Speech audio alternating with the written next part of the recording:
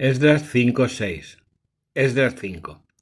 Los profetas Ageo y Zacarías, hijo de Idó, profetizaban a los judíos de Judá y Jerusalén en nombre del Dios de Israel que velaba sobre ellos. Entonces se alzaron Zorobabel, hijo de Sealtiel, y Josué, hijo de Josadac, y comenzaron a edificar el templo de Dios que está en Jerusalén, y los profetas de Dios los ayudaban. En aquel tiempo Tatenaí, que era el gobernador del otro lado del río, Setar-Bosnaí, y sus consejeros se dirigieron a ellos y les dijeron: ¿Quién os ha autorizado a construir este templo y a reforzar esta muralla? ¿Cómo se llaman los hombres responsables de esta edificación? Pero la mirada de su Dios protegía a los ancianos de Judá, de modo que no se les molestó mientras la información llegaba a Darío y se recibía su decisión al respecto. Copia de la carta que envió Tatenaí, que era el gobernador del otro lado del río, Setar-Bosnaí y sus consejeros, los gobernantes del otro lado del río, al rey Darío. El mensaje que le enviaron decía así: Al rey Darío, plenitud de paz. Informamos al rey que hemos ido a la provincia de Judá, al templo del gran Dios que está siendo edificado con piedras talladas y con postes de madera en sus paredes. La dirección de estas construcciones se está realizando con diligencia, de modo que las obras progresan rápidamente. Hemos interrogado a sus ancianos preguntándoles: ¿quién os ha dado autorización para construir este templo y reforzar estos muros? También les pedimos que nos dijeran sus nombres para que pudiéramos escribirte cómo se llaman los hombres que les dirigen. Pero nos respondieron con el siguiente mensaje: nosotros somos siervos del Dios de los cielos y de la tierra y estamos reconstruyendo su templo, edificado ya hace muchos años, aquel que un gran rey de Israel había construido y fortificado. Pero cuando nuestros padres provocaron la ira del Dios del cielo, los entregó en manos de Nabucodonosor, el caldeo, rey de Babilonia, que destruyó este templo y deportó a su pueblo a Babilonia. El año primero de Ciro, rey de Babilonia, el rey Ciro promulgó un edicto para que se edificara este templo de Dios. Incluso los objetos de oro y plata del templo de Dios que Nabucodonosor se había llevado del santuario de Jerusalén y los había transportado al santuario de Babilonia, el rey Ciro los sacó del santuario de Babilonia y se los entregó a un hombre llamado Sesbasar, al que nombró gobernador. Y le dijo: toma estos objetos y vete a dejarlos en el santuario de Jerusalén y que el templo de Dios se edifique en su lugar. Entonces aquel Sesbasar vino y puso los cimientos del templo de Dios en Jerusalén. Desde entonces hasta ahora se está edificando y aún no se ha terminado. Por lo tanto, si parece bien al rey, que se investigue en la casa del tesoro del rey en Babilonia si fue dada por el rey Ciro esta autorización para que se edificara el templo de Dios en Jerusalén, y se nos envíe la decisión del rey acerca de este asunto. El rey Darío dio orden. Esdras 6. El rey Darío dio orden de que se investigara en la casa del tesoro, donde estaban los documentos de Babilonia. Y en la fortaleza de Ecbatana, en la provincia de Media, se encontró un rollo donde estaba escrito lo siguiente: el año primero del rey Ciro, el rey Ciro dio una orden acerca del templo de Dios en Jerusalén, que se construya un templo donde se ofrezcan sacrificios y que se afiancen sus cimientos. Tendrá 60 codos de altura y 60 codos de anchura, con 3 filas de piedra tallada y una de madera. Los gastos serán sufragados por la casa del rey. También los objetos de oro y de plata del templo de Dios que Nabucodonosor se había llevado del santuario de Jerusalén y transportado a Babilonia han de ser devueltos y trasladados al santuario de Jerusalén, al lugar que les corresponde en el templo de Dios. Por lo tanto, Tatenaí, gobernador de la región que está al otro lado del río, Setar-Bosnaí y sus consejeros, los que gobernáis al otro lado del río, apartaos de ese lugar, permitid que se haga ese templo de Dios, que el gobernador de los judíos y sus ancianos edifiquen ese templo de Dios en su lugar. Por mi parte, estas son mis instrucciones sobre lo que debéis hacer con los ancianos de los judíos que edifican ese templo de Dios: que de las arcas reales, en concreto de los impuestos que se recaudan en la región del otro lado del río, se sufraguen con diligencia y sin interrupciones los gastos de estos hombres, y que se les entregue diario sin falta para el holocausto del Dios del cielo toros, carneros o corderos, trigo, sal, vino o aceite, todo cuanto requieran los sacerdotes de Jerusalén, para que ofrezcan oblaciones de suave aroma al Dios del cielo y oren por la vida del rey y de sus hijos. Por mi parte, decreto que si alguien modifica estas órdenes, se arranque un poste de su casa, se levante y sea clavado en él, y que su casa quede convertida en un montón de cascotes.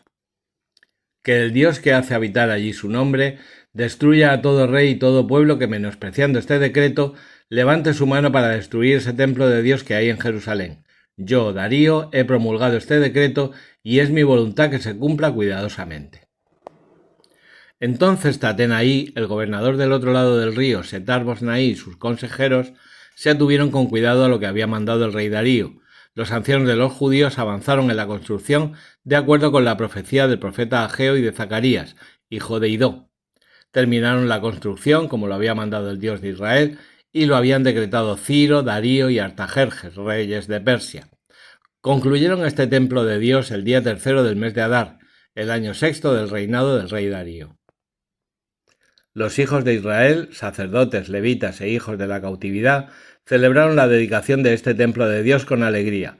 Ofrecieron en la dedicación de este templo de Dios 100 bueyes, 200 carneros, 400 corderos y 12 machos cabríos según el número de las tribus de Israel, como sacrificio por el pecado de todo Israel.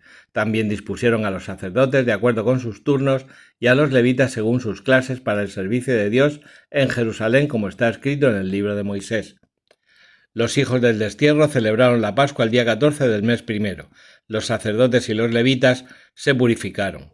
Una vez purificados todos ellos, sacrificaron la Pascua para todos los hijos del destierro, para sus hermanos los sacerdotes y para ellos.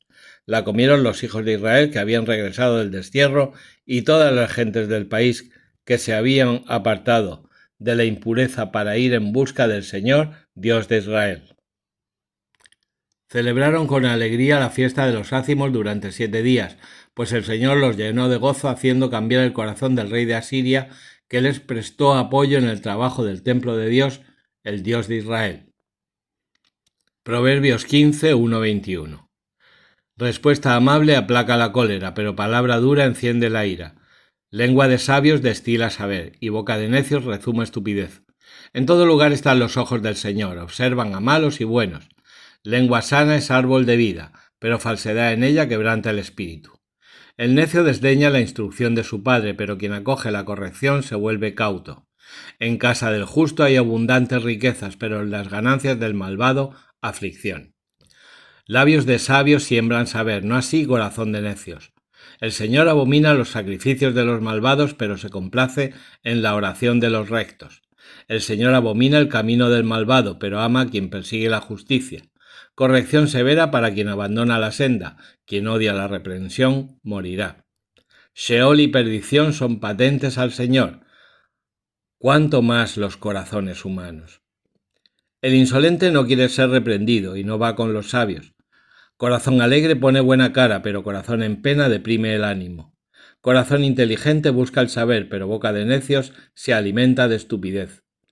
Para el mísero todos los días son malos, para el buen corazón una continua fiesta. Más vale poco con temor del Señor que valiosos tesoros con desasosiego. Más vale comer verduras donde hay amor que buey cebado donde hay odio. Hombre iracundo provoca querellas, pero el tardo a la ira aplaca litigios. El camino del perezoso es como un seto de espinos, pero la senda de los rectos es una calzada. Hijo sabio alegra a su padre y hombre necio desprecia a su madre. La estupidez divierte al falto de inteligencia, pero el hombre prudente sigue su camino. Hechos 20, 1-16. Cuando cesó el alboroto, Pablo hizo llamar a los discípulos, los animó, se despidió de ellos y partió camino de Macedonia. Después de atravesar aquellas regiones y exhortar a todos con frecuentes conversaciones, llegó a Grecia. Allí se detuvo 3 meses y como los judíos tramaron un atentado contra él cuando se disponía a navegar hacia Siria, decidió volver por Macedonia. Le acompañaban Sópatros, hijo de Pirro, de Berea, Aristarco y Segundo, de Tesalónica, Gayo de Derbe y Timoteo, así como Tíquico y Trófimo, que eran de Asia. Estos se adelantaron y nos esperaron en Tróade. Nosotros iniciamos la navegación en Filipos, después de los ácimos, y a los 5 días nos reunimos con ellos en Tróade, donde nos detuvimos 7 días. El primer día de la semana, cuando estábamos reunidos para la fracción del pan, Pablo, que debía partir al día siguiente, hablaba a los discípulos y su discurso se prolongó hasta la medianoche. Había abundantes lámparas en la habitación superior donde nos encontrábamos. Un joven que se llamaba Eutico estaba sentado en la ventana y se quedó profundamente dormido al alargarse el discurso de Pablo, de modo que, vencido por el sueño, se cayó desde el tercer piso y lo levantaron ya muerto. Bajó Pablo, se echó sobre él y, abrazándolo, dijo: «No os preocupéis, que su alma está en él». Subió luego, partió el pan, lo comió y siguió hablando largo tiempo hasta el amanecer. Entonces se marchó. Trajeron vivo al joven y se consolaron muchísimo. Nosotros nos adelantamos a tomar la nave y zarpamos rumbo a Aso, donde íbamos a recoger a Pablo, porque él había decidido hacer el viaje por tierra hasta allí. Cuando se nos unió en Aso, lo recibimos a bordo y llegamos a Mitilene. Allí nos hicimos a la mar y llegamos al día siguiente a la altura de Quíos. Al otro día atracamos en Samos y al siguiente arribamos a Mileto. Pablo había decidido no detenerse en Éfeso para no perder tiempo en Asia. Se daba prisa porque, si era posible, deseaba estar en Jerusalén el día de Pentecostés.